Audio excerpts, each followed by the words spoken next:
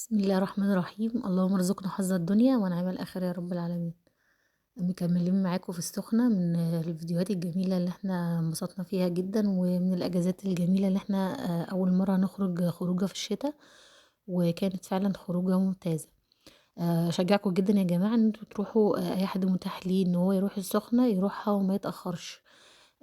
زي ما انتم شايفين، الجبل معانا جبل عتاقة، على رأي ماري منيب. والجبل ده كله أصلا شكله ساحر كده، بصراحة شكله جميل جدا، والمكان حلو يعني بسين وبحر والجو جميل، والجبل والخضرة زي ما انتم شايفين، ومناطق يعني عايزة اقول لكم الجو كان ممتع وجميل. الفيديو بتاعنا النهاردة بيتكلم عن الأسعار في بورتو السخنة.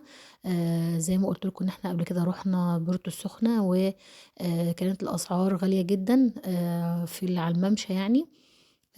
فالسنة دي اللي ظبطها مول زهران، لأن كان ماسكها قبل كده ناس تانية، واللي ظبط الأسعار يعني يعتبر فرق طفيف يعني في الأسعار. والأسعار كانت يعني لو زيادة مثلا جنيه 2 جنيه 5 جنيه بالكتير. دي كانت الزيادة بصراحة في الأسعار دي، أكتر حاجة بسطتنا يعني، عشان لو احتاجنا حاجة وننزل نجيب على طول. دلوقتي هتشوفوا معانا المول من جوه، والأسعار فيه كانت حلوة جدا، ودي حاجة بسطتنا قوي يعني، عشان طبعا انتوا لما بتبقوا مسافرين بتبقوا عاملين حسابكم على مبلغ معين طبعا للسفرية. فده ظبط الدنيا معانا. ده طبعا القهوة بتاعتنا على المنظر الجميل التحفة ده.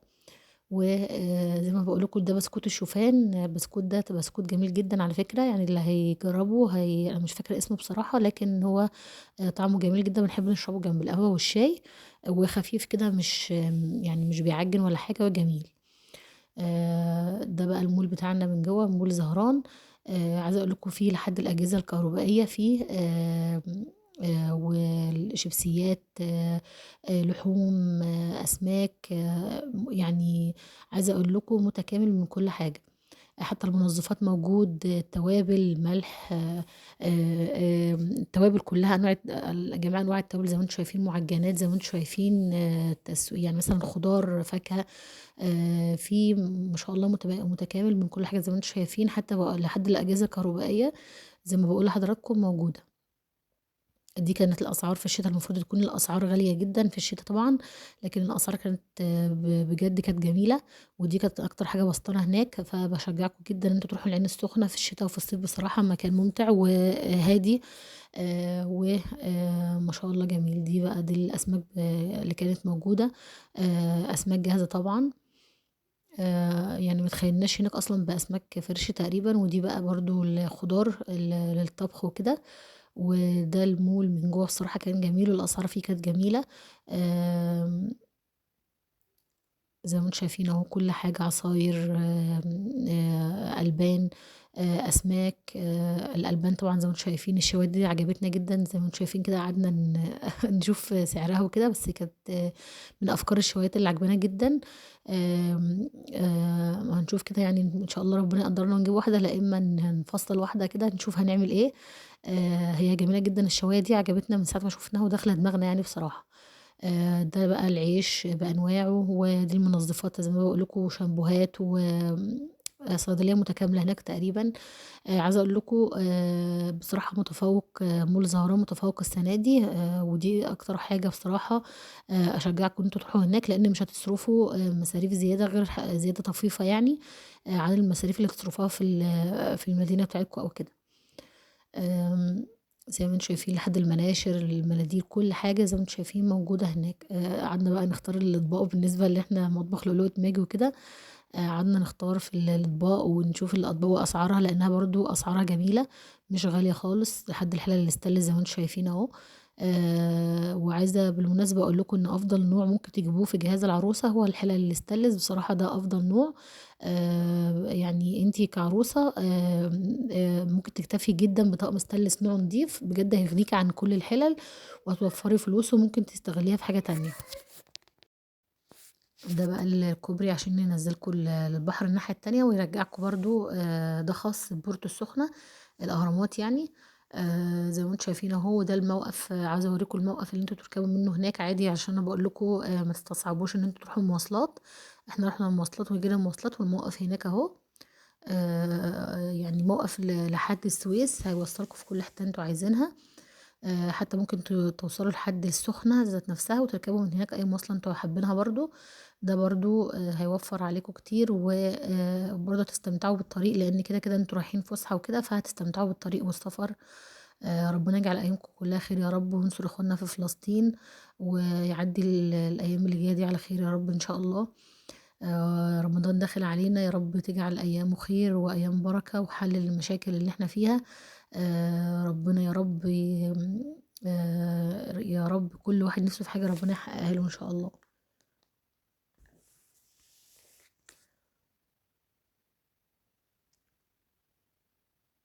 عايزة أقول لكم بقى، رحنا للسوق، لأن الأسعار بصراحة يعني غالية جدا. آم، ربنا يسترها بقى على رمضان، لو عرفنا نخزن حاجة أو عرفنا نجيب حاجة ونخزنها. هنشوف إن شاء الله ممكن نقدر نعمل إيه. وربنا يجعله يا رب شهر مفترج عليكم، وحل كل المشاكل إن شاء الله. ده الموقف اللي أنا بقول لكم أهو، اللي واقف في العربيات دي، ده الموقف اللي أنا بقول لكم عليه. وده الفيو من فوق.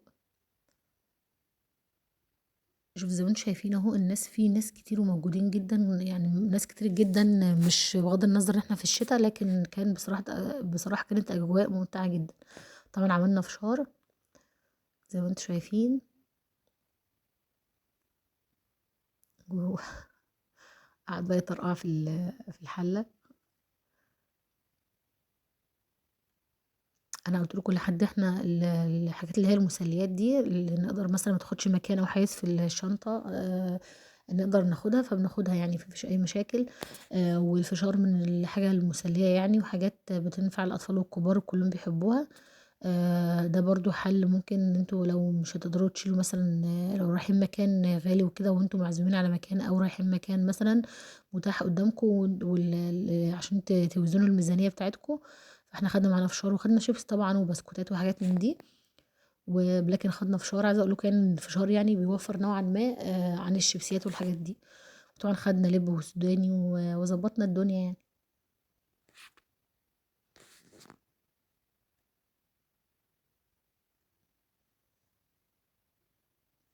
هنا بقى جبنا التسويقه بتاعتنا نوريها لكم دلوقتي، وهنفرز الطماطم. شفتوا اهي، غسلت الحله، قطعت فيها الطماطم اي تقطيعه، وهسيبها بقى لحد ما تنشف خالص في الميه بتاعتها. مش هحط فيها اي ميه، هغطيها دلوقتي ومش هحط فيها اي ميه، وهقطع عليها حبتين بنجر او حبات بنجر. لو البنجر مش متاح عندك مش مشكله، بس هو بيديها نسبه حمار عاليه يعني. زي ما انتم شايفين اهو. لما افتكرت ان انا اجيبه بنجر، رحت مقطعه ايه واحدتين عليه كده في قلبه. وبعد ما خلصت، ما فرمتش البنجر عليه مع الطماطم، عبيته لوحده، وقلت هستخدمه في اي وصفه تانية يعني احتاج فيها البنجر. فعبيته وحطيته في الفريزر. بصوا بقى، دي ما حطيتش اي بقعه ميه خالص، ولا بق ميه واحد في الصلصه بتاعتي. دي ميه الطماطم. هسيبها لحد ما تنشف خالص، وتبقى زي الفل معانا. دي التسويقه بتاعتنا اللي انا بقول لكم عليها. آه آه حاجه برضو غاليه، ويا رب الاسعار تنزل ان شاء الله على رمضان، عشان الواحد برضو يعرف يمشي ايامه، لان رمضان مش هتقدر تقول مش هتستغنى عن اكلات معينه، وبيحب التنوع في الاكل. فيا رب الاسعار تنزل عن كده. عايزين نوريكم يعني، جبت اناناس وليمون وخيار، وجبت نوعين بطاطس، نوع للسلق ونوع للقلي، وبرتقان وفلفل وكوسه. الاسعار كلها ما فيش حاجه اقل من 2 كيلو ب25، ل 2 كيلو ب50. البصل، لازم زي ما بقول لكم، البصل اللي هو الابيض اللي انا هوريه لكم ده كرات. ده كرات كنت جايباه، ست قالت لي احشيه كده، وحشيته طبعا، بس ما صورتوش، لكن كان طعمه حلو زي البصل بالظبط، نفس طعم البصل في المحشي يعني وكده. وكنا جايبين سبانخ، والفلفل الاحمر بتاعنا عملته هريسه. هريسه، وعبيته في برطمانات. لكن برضو ما صورتوش. ان شاء الله نعمل معاكم الوصفه قريب باذن الله في تفريزات رمضان، اللي هنعرف نجيبه ان شاء الله في تفريزات رمضان هنجيبه ان شاء الله ونفرزه معاكم. اي واحده متاح قدامها مثلا، او فايد معاها فلوس، تعرف تجيب حاجه تفرز بيها حاجه رمضان، دي حاجه هتفيدها جدا. لكن طبعًا اللي مش متاح معاه بقى يمشّي اليوم بيومه أو الأسبوع بالأسبوع، لكن اليوم بيومه دي صعبة وبتصرف كتير بصراحة. لو تعرفي تمشّي الأسبوع بالأسبوع ده أحسن لِك، ويا رب دايمًا يجعل الأيام كلّها خير عليكم وهنا وسعادة. وده كان الفيديو بتاعنا النهارده، ويا رب الأسعار تكون تنزل قبل رمضان. وده البصل بتاعنا، البصل الأبيض دوّة أنا جايباه بصل جديد، كان أرخص من البصل اللي هو الأحمر، وبالعكس كان طعمه جميل وما شاء الله مليان ومورّق كده وحلو. ودي القلة بتاعتنا هتشوفوها معانا في فيديوهات كتير، دي العنصر الأساسي، واللي يعرف يا جماعة فايدة القلة إيه قُل لنا واكتب لنا في الكومنتات، وما تنسوناش باللايك والاشتراك في القناة وتعليق حلو زيكم. ده الفيديو بتاعنا النهارده، يا رب يكون عجبكم، والسلام عليكم ورحمة الله وبركاته.